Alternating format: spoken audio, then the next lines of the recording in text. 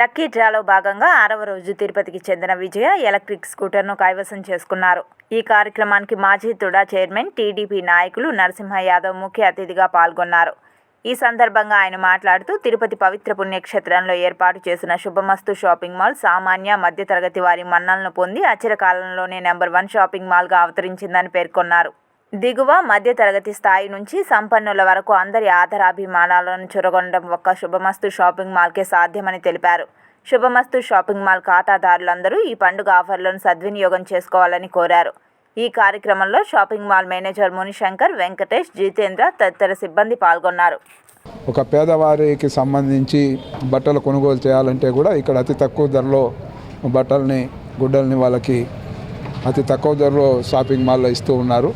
అదేవిధంగా పెద్దల అన్నీ కూడా చిన్న పేదల దగ్గర నుంచి పెద్దవాళ్ళ వరకు కొనుగోలు చేసే ప్రతి ఒక్క ఇవి కూడా ఈ శుభమస్తు షాపింగ్ మాల్లో శారీస్, రెడీమేడ్ ఇవి కానీ ఇవన్నీ కూడా అందుబాటులో ఉన్నాయి.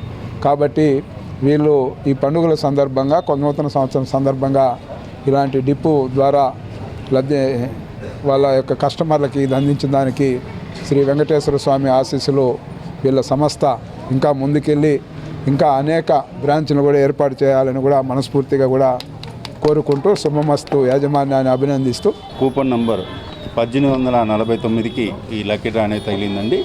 ఇలాగే 40 ఎలక్ట్రికల్ స్కూటర్ లక్కీ డ్రాలు ఈ సంక్రాంతి సందర్భంగా శుభమస్తు వారు తీయడం జరుగుతుంది. ఇది 6వదే, ఇక 34 ఉన్నాయి.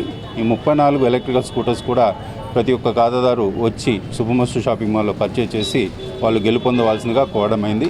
అలాగే 2 పెద్ద పండుగలు 2 కార్లు అనే కాన్సెప్ట్తో కూడా ముందుకు రావడం జరిగింది. ఇది వచ్చి 30వ తారీఖున డ్రా తీయడం జరుగుతుంది కారుకు సంబంధించి. అలాగే జనవరి 16వ తారీఖున ఒక కారు డ్రా తీయడం జరుగుతుంది.